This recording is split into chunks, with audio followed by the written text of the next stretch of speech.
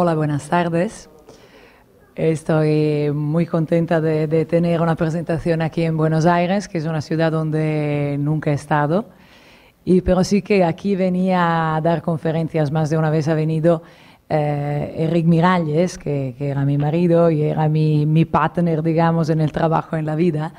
Y él siempre me contaba que era fantástico venir aquí porque tenía toda esta audiencia. Me decía, hay mucha gente, viene, están todos interesados. Entonces me contaba esta maravilla de venir en Argentina. Y además hoy me he dado cuenta que este edificio tiene una referencia importante con la presencia de Enric aquí. Yo me informaba, me gustaba mucho este edificio, veía que era algo especial.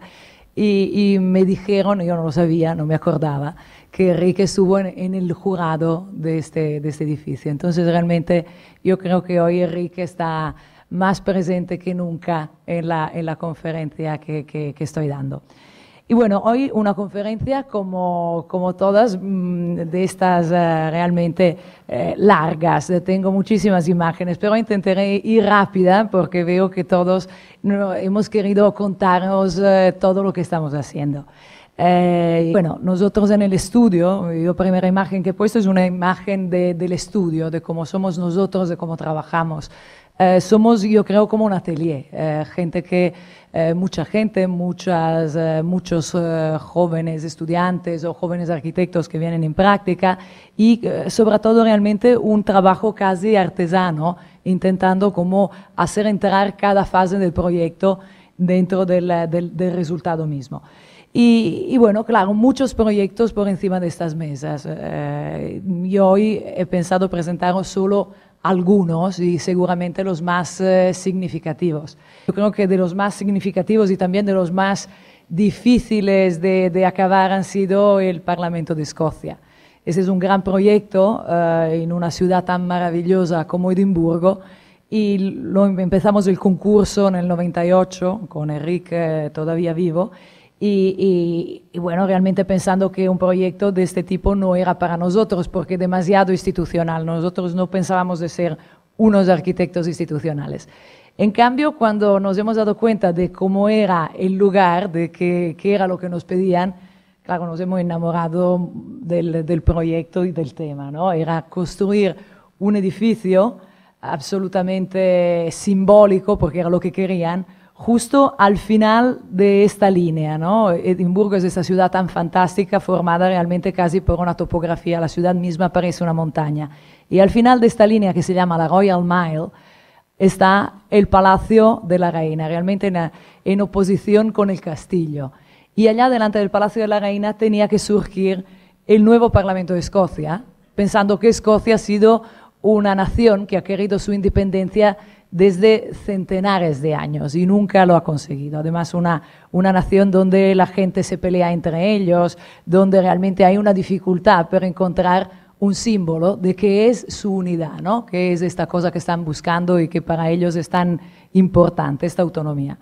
Entonces, claro, nos hemos puesto como primera parte del problema encontrar qué era el símbolo que le queríamos dar para construir un edificio en ese lugar de Edimburgo. Y claro, la cosa que se ve más fuerte es la presencia de la tierra, ¿no?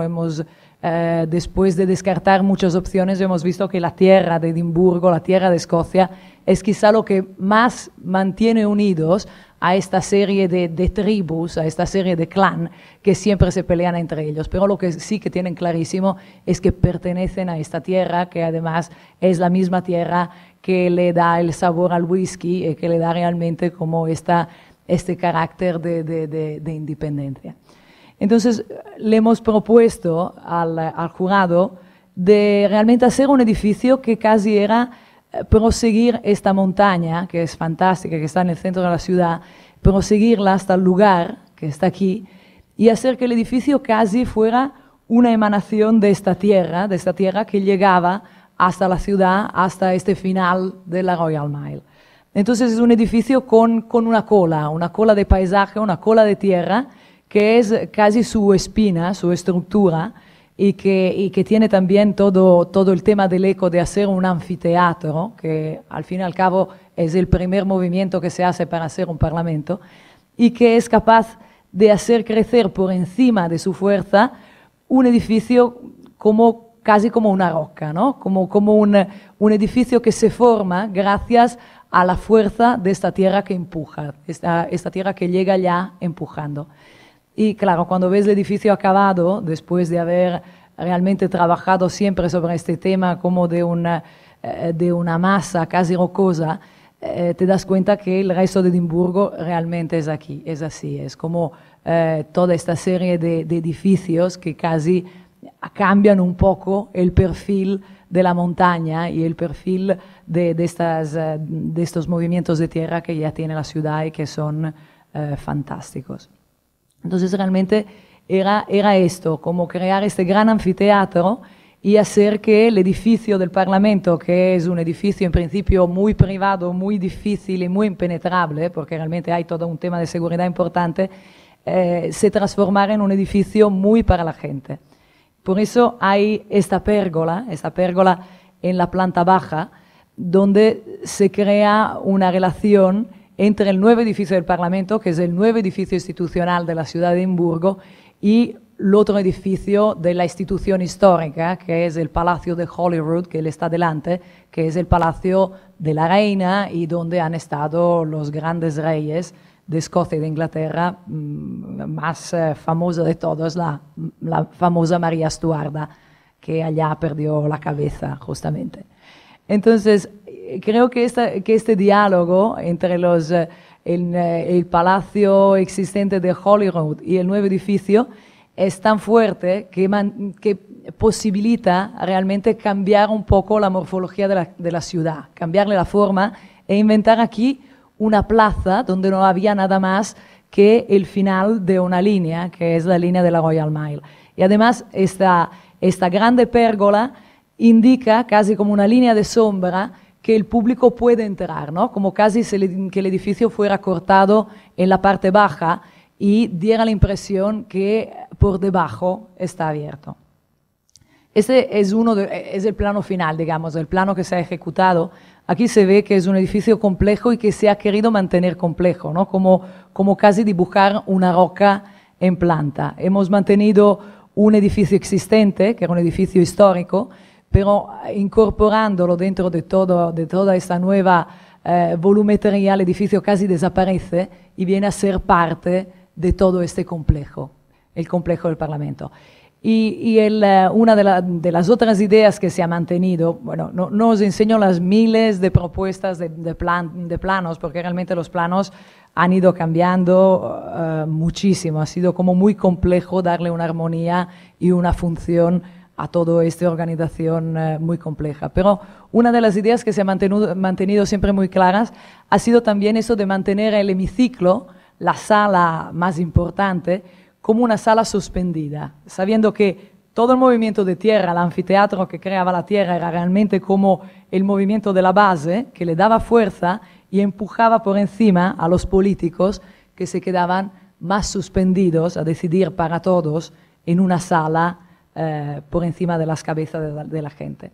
Entonces las referencias eran referencias que teníamos que tomar un poco como extranjeros, ¿no? Nosotros en este caso teníamos que decidir sobre el símbolo y la imagen de un edificio siendo personas que no eran ni escoceses. Entonces, claro, era ir buscando cuál era la referencia escocesa. Entonces, lógicamente, una referencia de arquitectura de castillos, de arquitectura muy tectónica hecha con piedras, pero no solo, ¿no? También una arquitectura como esta, que es una arquitectura de barcos, una arquitectura de madera y una arquitectura muy liviana, pero en el mismo tiempo enorme, ¿no? Como se ve perfectamente en esta fotografía, donde hay un barco que invade un pueblo de pescadores.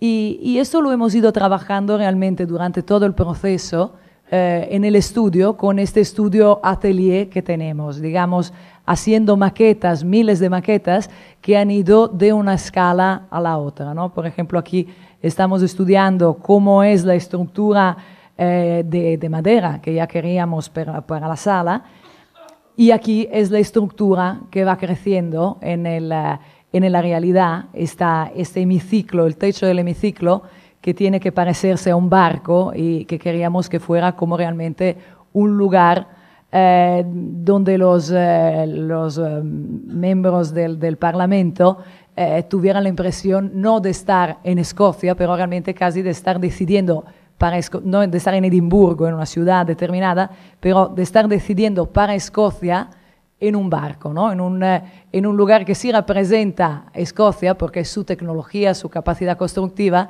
pero que en el mismo tiempo puede estar en todos lugares, puede estar en el mar. Entonces este es el resultado, ¿no? Una sala del Parlamento con un techo que tiene que ver con una construcción de tipo naval y con una gran presencia de la madera, realmente como eco a la tradición. En el mismo tiempo con elementos que casi hacen que la sala esté habitada, aunque esté vacía. Prácticamente es una de las cosas que siempre pasan. Cuando hay un debate parlamentario, la mayoría de los parlamentarios siguen el debate desde la televisión, desde su propio despacho, y quien va a hablar son 4 gatos. Entonces, quizá todo el hecho de que los bancos, las sillas, haya como una serie de elementos antropomorfos sirve también para darte esta impresión que la sala siempre está habitada, siempre está como llena de gente. Y por debajo de esta referencia aérea, de esta referencia de madera y naval, hay el lugar donde entra el público, ese lugar por debajo de la pérgola, que tiene la referencia opuesta, la referencia del castillo, la referencia de estar por debajo de la tierra y de estar en una roca, ¿no? Entonces es un lugar bajo que pero tiene que dar la impresión que por encima de la cabeza está manteniendo la posibilidad de estos pocos de decidir para todos. Y yo creo que estas visiones de arriba dan la idea de la complejidad de la planta. Yo creo que realmente Rick, que era un diseñador impresionante, aquí intentó superarse a sí mismo sacando realmente la geometría de una geometría que se puede imaginar de antemano, ¿no? Realmente sabíamos que queríamos hacer una geometría no central, porque lo más fácil para hacer un parlamento es hacer una sala central y después una serie de habitaciones que van alrededor, pero esto ya lo habíamos descartado desde el principio. Queremos una cosa más natural, una cosa donde los elementos se tocaran casi como en una rama o una serie de hojas, y que todo esto fuera un complejo que además fuera capaz de integrar esta casa histórica que habíamos decidido mantener.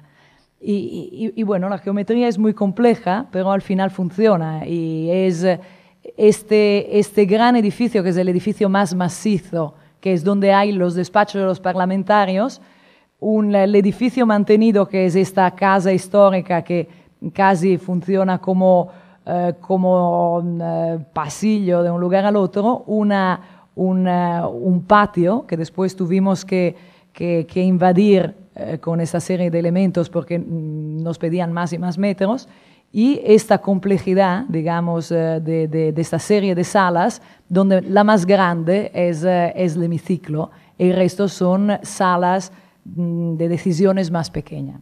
Llegan a ser como 6 salas parlamentarias. Y bueno, la sala, el bloque más rígido era el bloque de los despachos, ¿no? Lo que se quería hacer era hacer una serie de despachos que pero no parecieran unos despachos, ¿no? Que realmente también tuviesen esta capacidad de ser simbólicos. Entonces pensamos que casi una serie de celdas monásticas era lo que mejor podía servir. Y entonces son unas unidades, una igual que la otra, puesta una al lado que la otra, con 2 fachadas diferentes. Una fachada que mira hacia la ciudad y que tiene este carácter de representar la individualidad de las celdas con esta forma como muy especial, y que al final construida es esta, ¿no? Un bow window donde cada parlamentario tiene la posibilidad de sentarse, salir y realmente también salir con la cabeza, salir con los pensamientos, empezar a mirar afuera, tener la impresión de estar solo y poder pensar sobre las cosas que después dirá en público en la sala de debates. Y esos son estas, digamos, caras de cada uno de los parlamentarios, estas ventanas de cada una de las celdas. Aquí en una foto que yo creo fantástica durante la construcción, donde realmente de una manera mágica te salen todas las cosas que buscas, ¿no? Esta ventana con una forma tan reconocible, mezclada con el skyline de Edimburgo. Del otro lado de este bloque es una fachada totalmente diferente porque aquí pasa el pasillo, entonces ya no hay que representar esta serie de individualidades, estas ventanas que puedes contar sabiendo cuántos parlamentarios hay en el edificio. De aquí es todo mucho más complejo y habla de los muchos elementos con que tienes que ver, con la ventilación, el aire, con la lluvia de Escocia, el agua, la luz que tiene que entrar en el pasillo y todo junto. Y después la piedra. Lógicamente nosotros teníamos una cosa difícil para hacer, que era introducir piedra en un edificio cuando nosotros no la habíamos utilizado casi nunca, ¿no? Es muy difícil utilizar la piedra. La piedra ahora no se puede utilizar, digamos, de manera estructural. Es siempre un cladding, una parte como muy sutil que sirve para aplacar. Entonces hemos intentado inventar a través de estos paneles una manera para introducir la profundidad, aunque el material que teníamos que utilizar era un material muy sutil y de aplacado. Y estos paneles yo creo que sirven para eso, ¿no? Son un elemento también reconocible, pero son sobre todo la posibilidad de introducir la profundidad de las ventanas, las sombras y también la variedad de la textura. O sea que aquí hemos podido utilizar el granito, que es una de las piedras más importantes de Escocia, en versión clara y oscura, y la madera. Y así hay como esta vibración de la fachada del edificio, aunque la mayoría de las fachadas son realmente unas fachadas de despachos.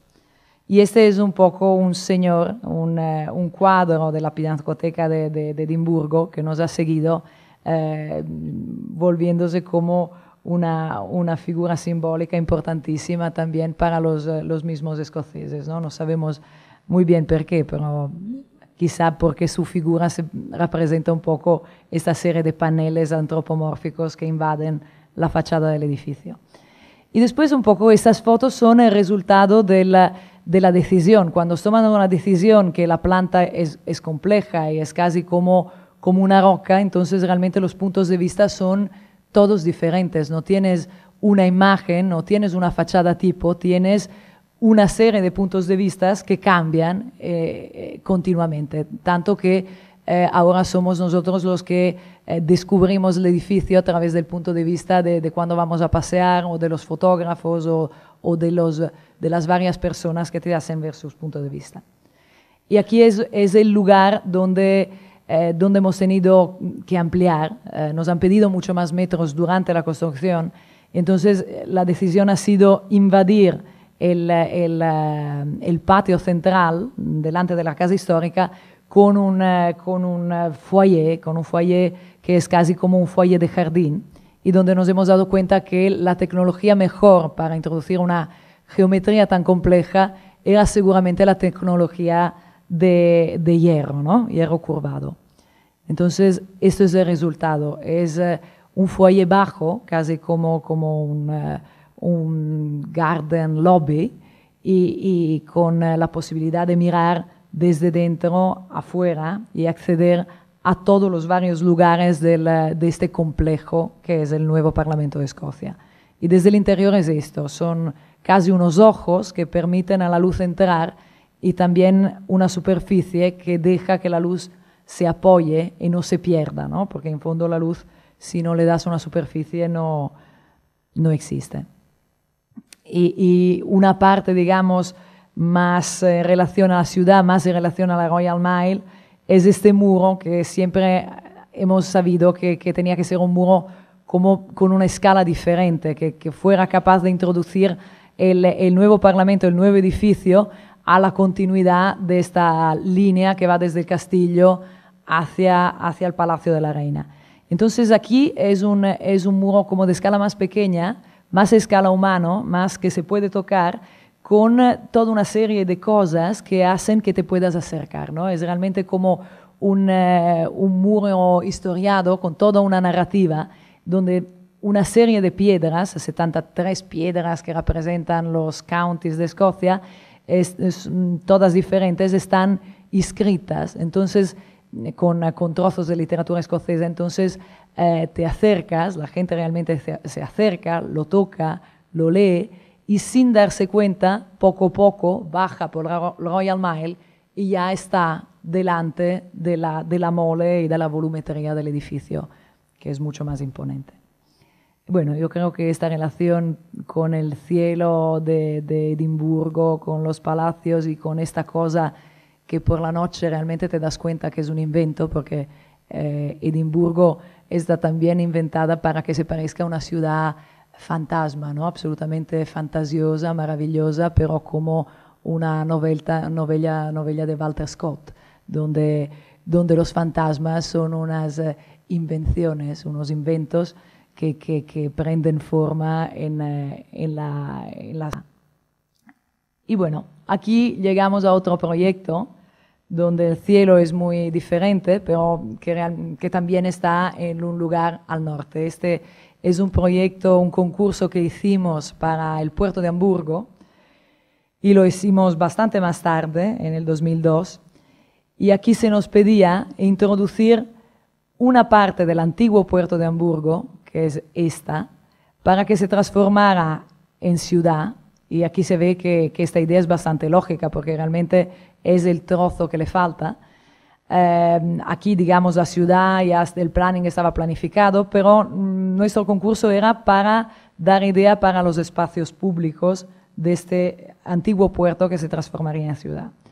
Entonces nosotros teníamos un precedente, un ejemplo de proyecto que ya habíamos construido, donde transformábamos un espacio público para servir, digamos, de soporte a la ciudad. En este caso se trata del Parque Diagonal Mar en Barcelona, en una zona que era una antigua zona industrial de Barcelona, y realmente era unas marismas, y aquí se inventó todo, ¿no? Se inventó como un tipo de naturaleza artificial donde hay agua, movimientos de tierra, fuentes, agua de diferentes maneras, en movimiento, en cascadas, en vaporizada, y en el mismo tiempo hay como una serie de plazas construidas que te permiten entrar poco a poco al interior del parque, donde encuentras más al interior un poquito más de naturaleza.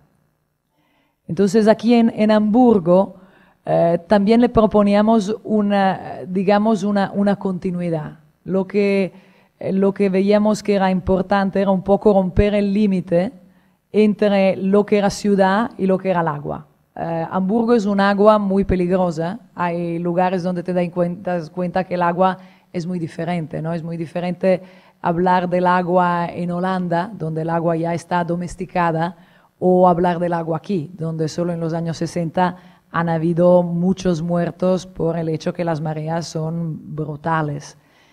Pero queríamos intentar hacer que la relación entre el agua y la tierra fuera lo más suave posible y que el límite se desdibujara lo más posible. Entonces, un poco como le pasaba cuando esta área se utilizaba como un área industrial y donde llegaban barcos que casi se transformaban en tierra, iban y desaparecían. Entonces en el concurso le propusimos esto, realmente de volver a dibujar o desdibujar las líneas que separaban en plano la nueva ciudad de Hafen City del agua, y lo mismo hacer en sección. O sea, realmente crear una sección que poco a poco unificara esta gran diferencia de nivel que había por razones de seguridad entre la nueva ciudad que se tenía que construir a 7,50 metros respecto al nivel del agua y la misma agua. Entonces esto a través de niveles diferentes, a través de escaleras y a través sobre todo de una serie de plazas flotantes donde se encuentran los mismos elementos que encuentras en el resto de los espacios abiertos de la ciudad. Aquí en la plaza flotante encuentras árboles y agua, y lo mismo encuentras a los diferentes niveles. Y con esto empezamos a trabajar, ¿no? Empezamos a trabajar, y esto es un poco el primer resultado. Estos son los espacios públicos que tenemos que dibujar, y es un proyecto evidentemente muy grande. La ciudad se está construyendo en este momento, entonces se está haciendo por fases, pero ya hemos llegado a construir esta primera parte, ¿no? Esta primera cabeza de puente que tiene que unificar esta parte de ciudad a la parte de la dársena más grande. Y esas son las plazas flotantes con esta forma casi de pescados, ¿no? Donde hay la posibilidad de caminar y también de poner los barcos y los veleros. Entonces, aquí eran las maquetas donde se trabajaba esta cabeza de puente con las escaleras y todos los elementos que realmente lo que tenían que hacer era unificar al máximo, reducir al mínimo esta separación entre los hombres y el agua.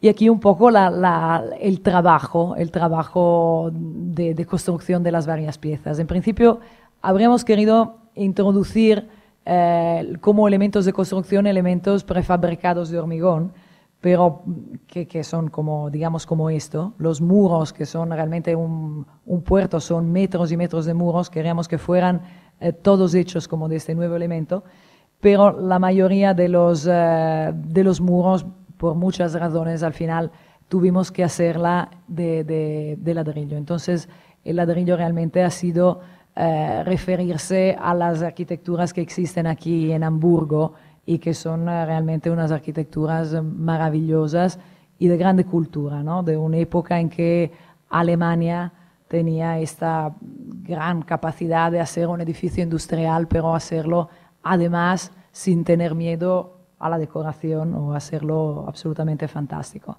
Entonces esto ha sido como el trabajo sobre la textura de estos muros larguísimos, y aquí la primera parte de la construcción.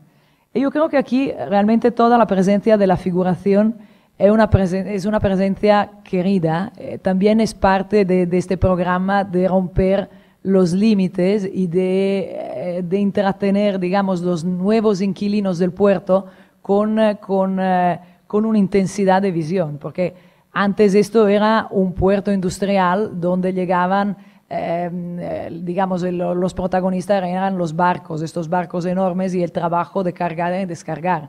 Ahora esto será un lugar donde los protagonistas serán los hombres, será la gente, y entonces hay que devolver este lugar a las necesidades de los nuevos inquilinos.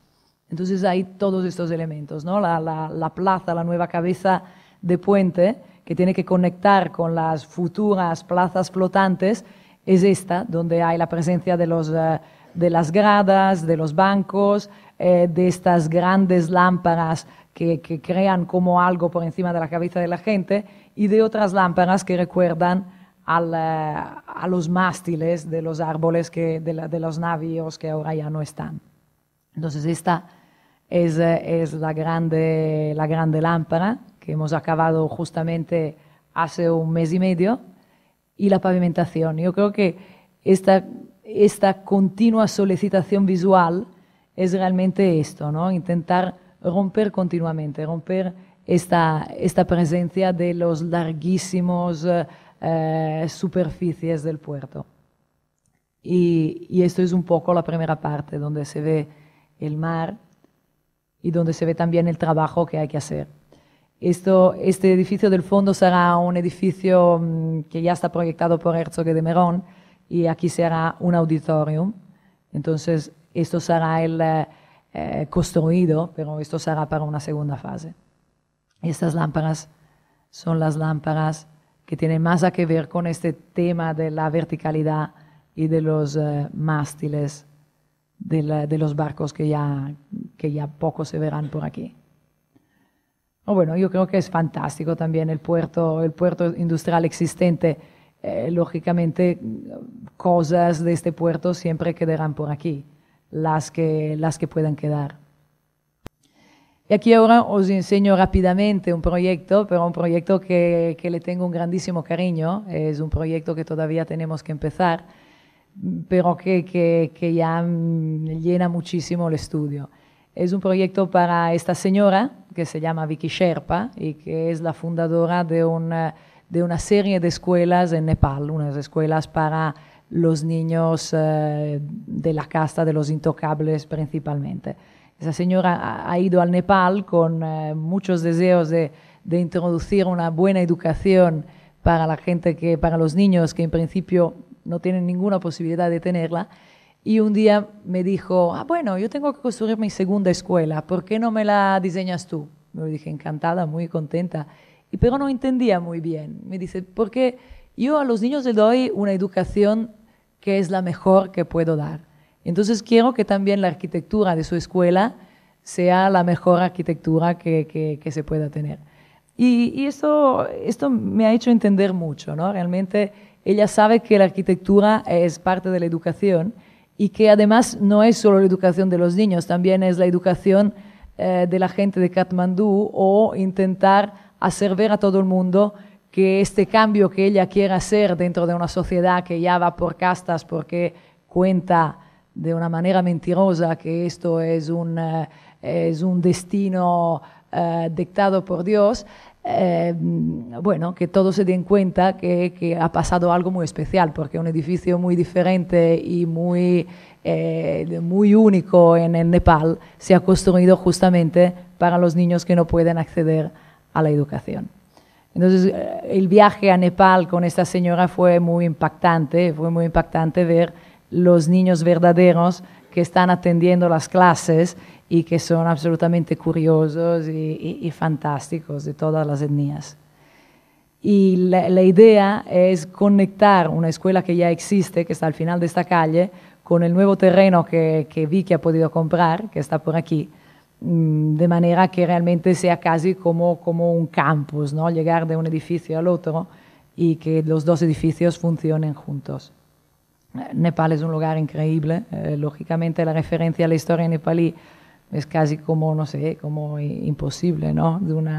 De una fuerza tan increíble y también desconocida para mí, pero en el mismo tiempo lo que ves es que los mismos materiales que se utilizaban por los templos son los que todavía se utilizan y que hay esta presencia continua de la vida, de los colores de los vestidos de la gente con los materiales de construcción.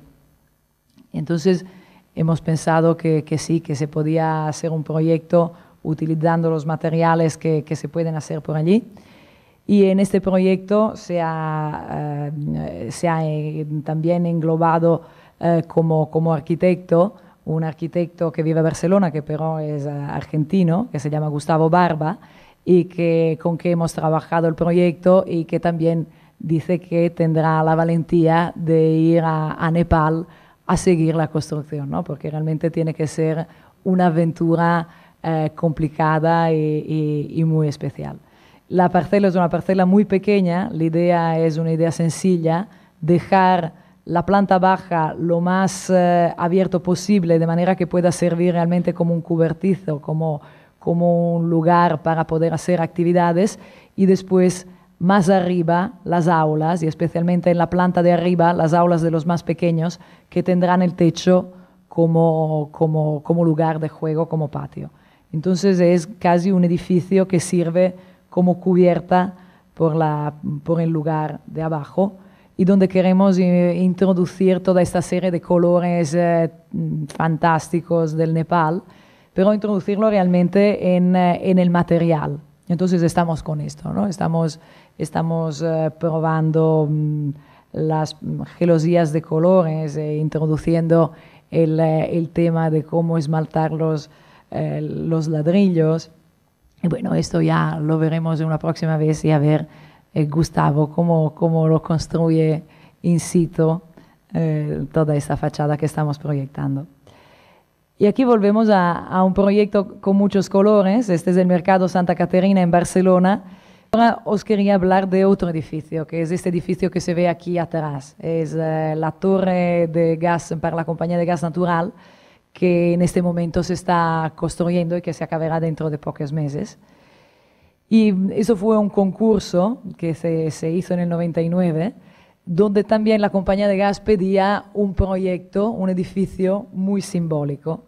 Y es un lugar especial. El lugar era el lugar donde habían empezado a hacer la primera fábrica de gas natural en el 1800. Entonces realmente la simbología y el romanticismo ya lo decidió el cliente, que decidió volver a construir un edificio importante en su propio terreno histórico, pero también nosotros tenemos que inventar qué era el símbolo que teníamos que dar a esta compañía para la ciudad.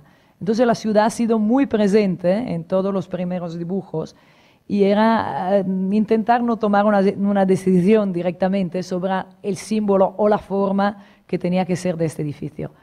Casi la ciudad nos ha ayudado a tomar las decisiones y han sido, bueno, estas consideraciones sobre el plano. El edificio está aquí, estamos en la Barceloneta, o sea que aquí está el mar. Estos son los raíles y los de la estación de Francia y este es el cinturón litoral. Y aquí hay el parque de la Ciutadella con este eje desde el Arco de Triunfo y hemos visto que evidentemente el terreno era en el eje del Arco de Triunfo, o sea que había una relación especial, pero además una relación especial con todo el giro que da la ciudad en este punto y con todo el movimiento de coches y de trenes que le pasa delante. Entonces estas consideraciones han sido las primeras cosas que nos han servido, ¿no? Antes de dibujar casi nada. Y saber que desde aquí, desde la estación y desde el Arco de Triunfo, se vería el edificio de una manera muy especial. Y bueno, la dificultad de decidir sobre qué es un símbolo para poner en una ciudad nos ha hecho pensar que mejor sería hacer casi una roca que se esculpiera con la fuerza de los varios movimientos de la ciudad. Y los primeros dibujos han sido estas maquetas que han hecho muchas personas del estudio. Realmente le hemos dicho, bueno, a ver, probáis cómo se pueden hacer aquí volúmenes diferentes. Y ha sido como un juego muy despreocupado, porque no pensábamos que una de estas fuera realmente lo que después era el edificio, pero algo parecido a eso después se ha escogido y sobre todo una idea que fuera casi algo como muy roto, ¿no? Realmente como una roca, donde pero ya claramente se nota que hay el deseo de introducir una gran puerta, una puerta que sea como casi una flama, casi como la flama de que se ve del contador del gas.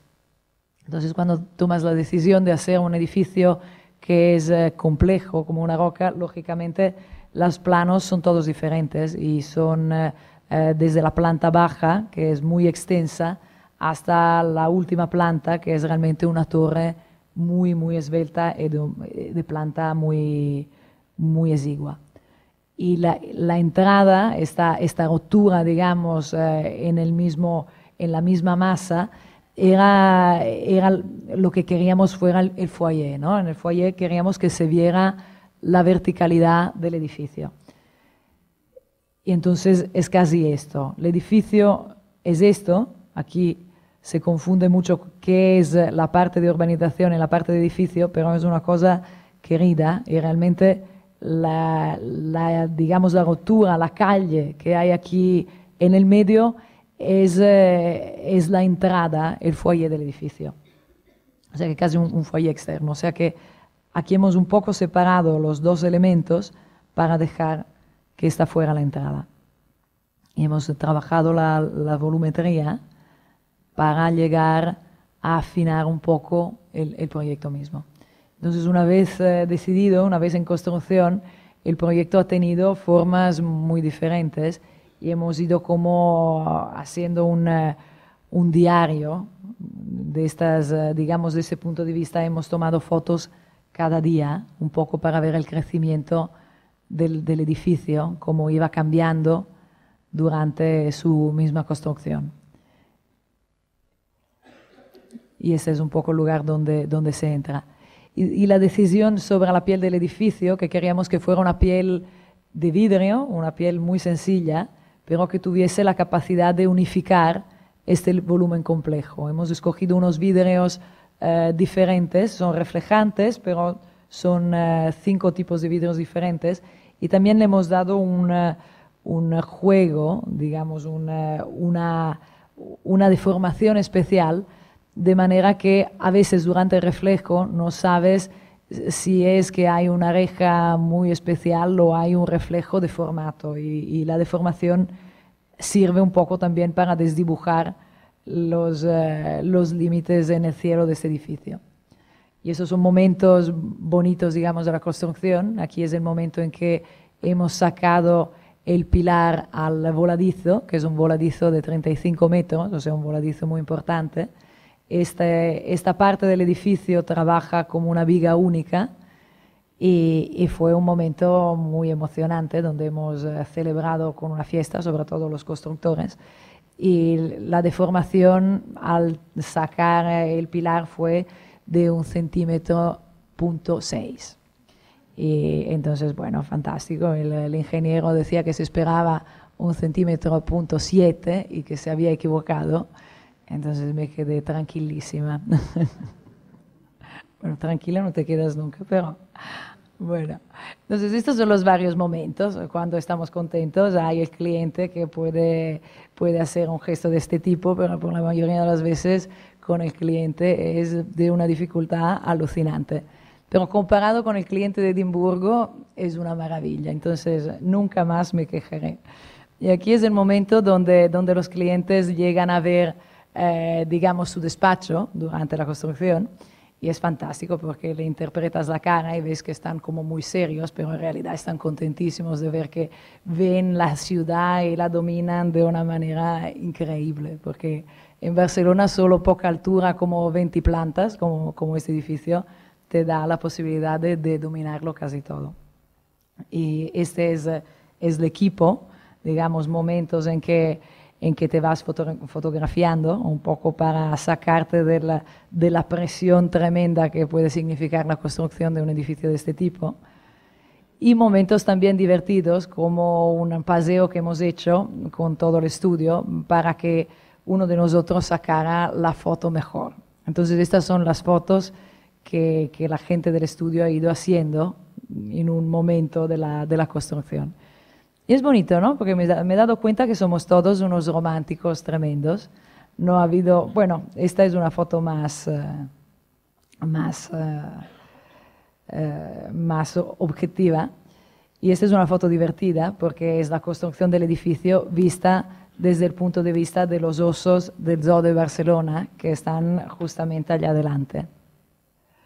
Y esas son fotos un poco más de fotógrafo, donde le hemos explicado que al principio estábamos muy preocupados por los puntos de vista, esto desde la Estación de Francia y este del Arco de Triunfo, y entonces ves que los fotógrafos son capaces de inventar la realidad en el objetivo de su máquina. Pero realmente es un edificio que se ve diferente desde cualquier punto de vista. No tiene una cara igual que la otra, y bueno, aquí por ejemplo parece un edificio con una verticalidad tremenda, y girando alrededor es siempre como muy diferente. Y más te acercas y más entras en contacto con esta cosa del vidrio reflejante y deformante.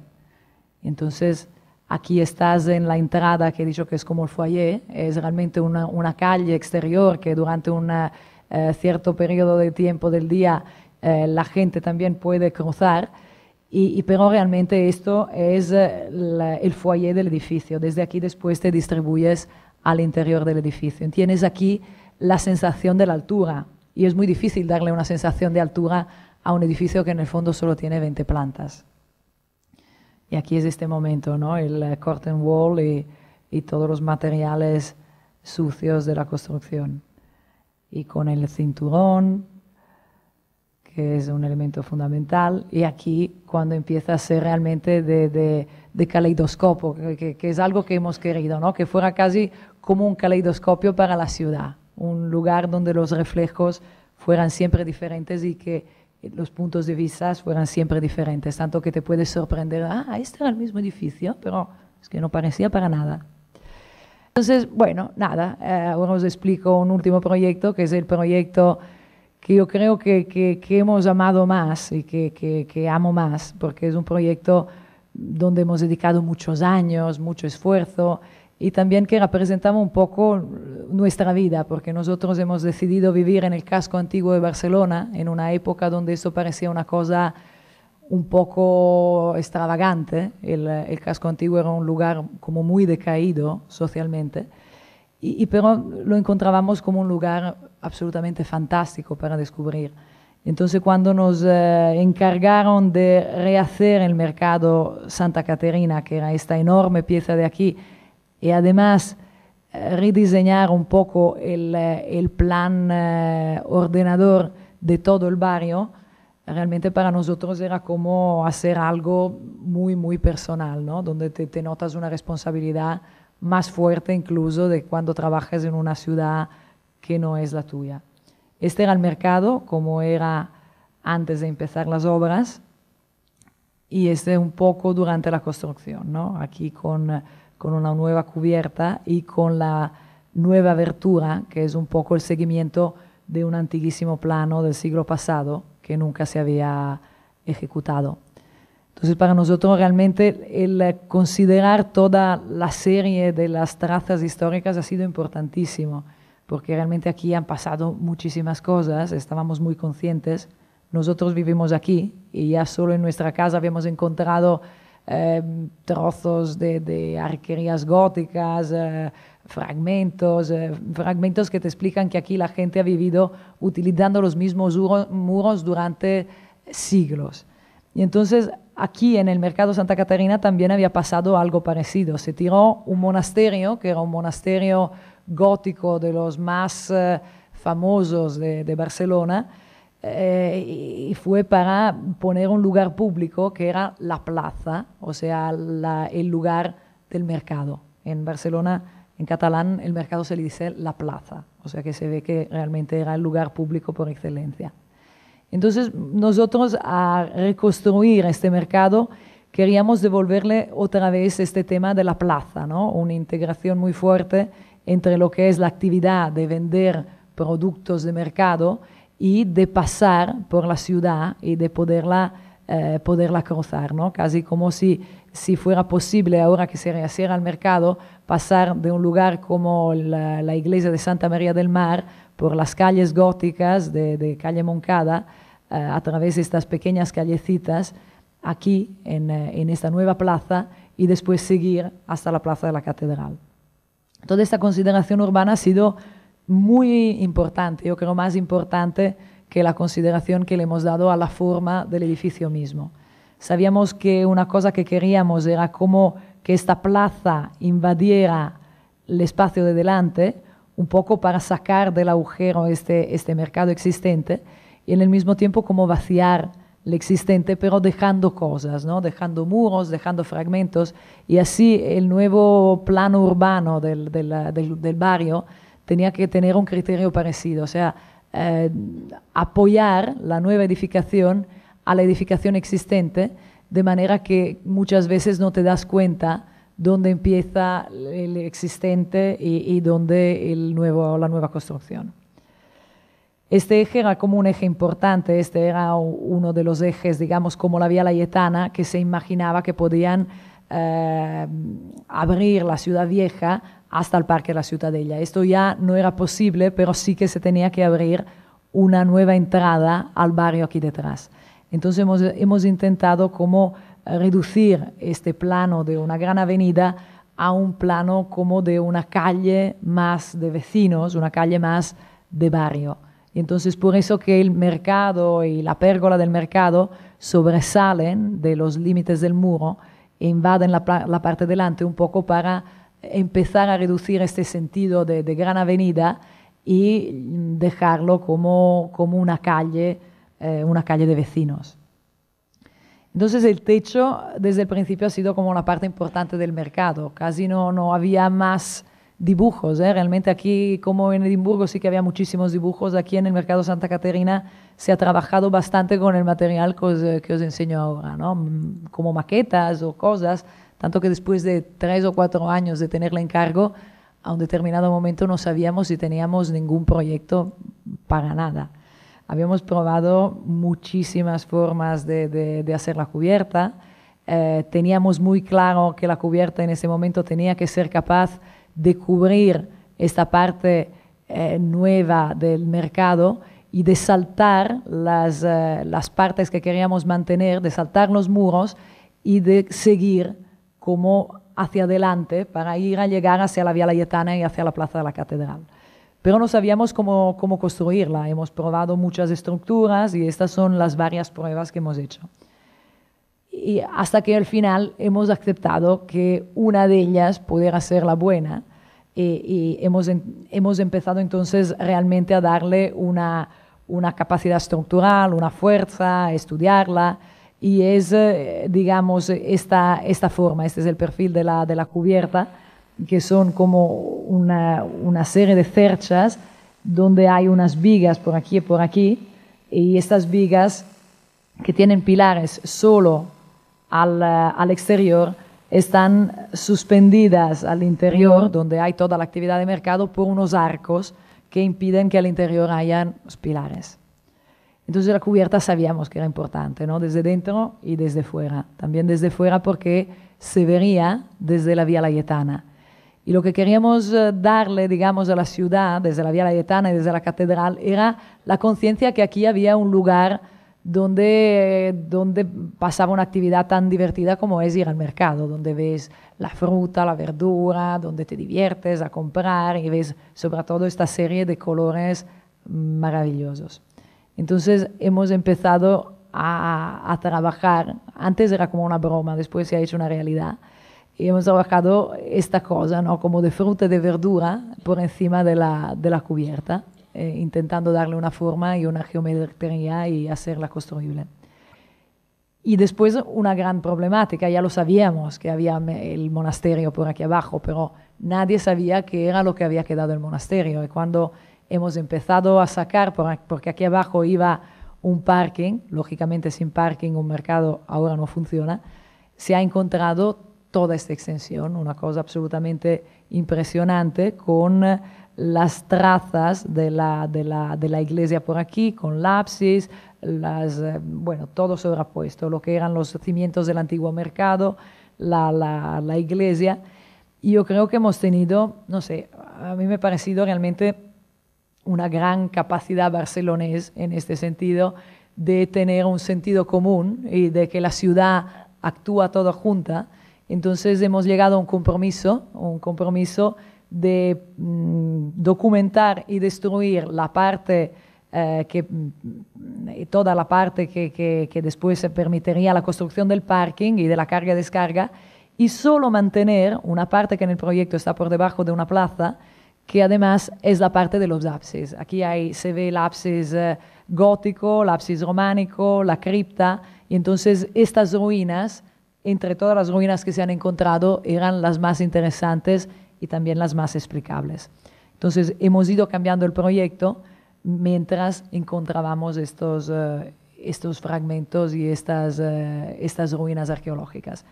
Y aparte, digamos, de las discusiones con la parte de arqueología y de patrimonio del Ayuntamiento de la Generalitat, también había esta maravilla de ver emerger después de siglos las piedras que habían sido las piedras del monasterio, ¿no? Y verlas en comparación con la ciudad y realmente darte cuenta que puede haber como todo otro punto de vista, ¿no? Casi mirar la ciudad desde el punto de vista de las piedras que han estado aquí sepultadas durante siglos.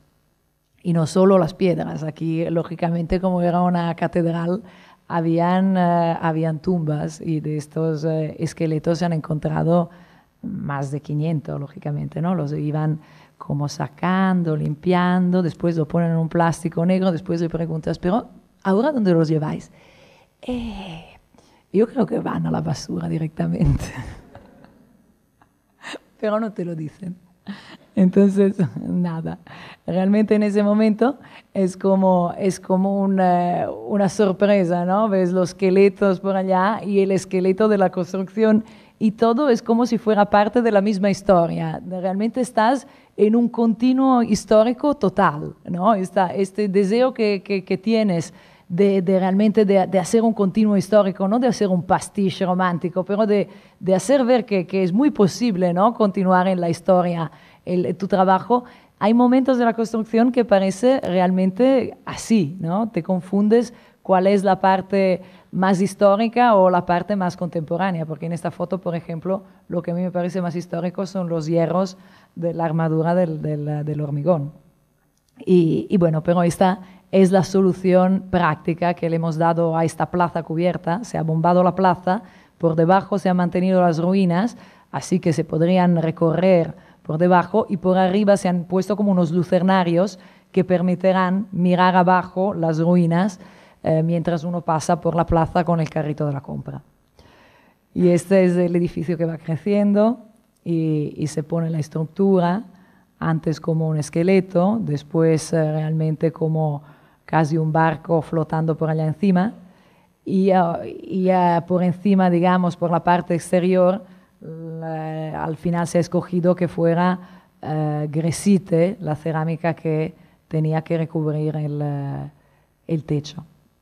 Entonces son unos grandes hexágonos que se llevan en obra ya así armados, digamos, y que los obreros pueden colocar con gran facilidad, ¿no? Y una de las cosas más bonitas que me han dicho es el director del Museo de Ciencias de Barcelona, Jorge Wagensberg, que me contó cómo realmente el hexágono es la forma mejor para tapizar una superficie muy compleja.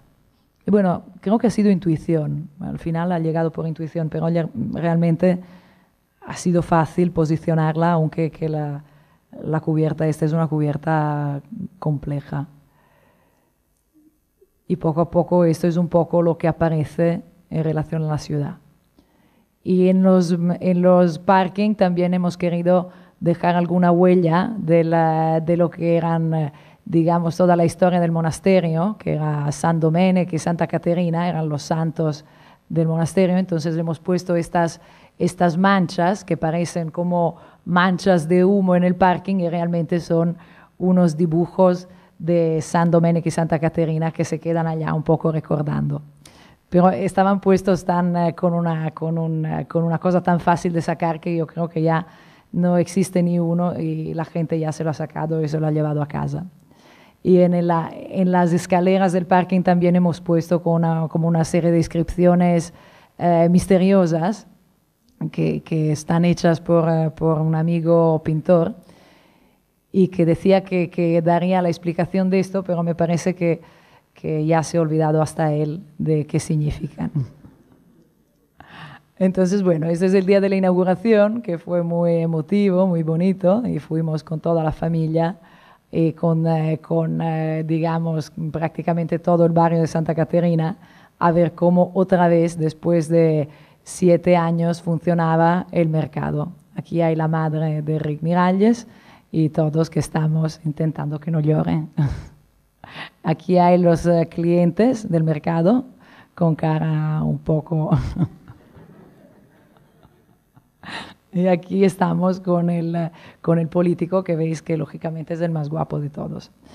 Pero la más guapa yo creo que es esta niña, que es mi hija Caterina, y que realmente yo creo que es la niña mágica que nos llevó este proyecto, porque nos cayó 6 meses después de su nacimiento. Bueno, muchas gracias.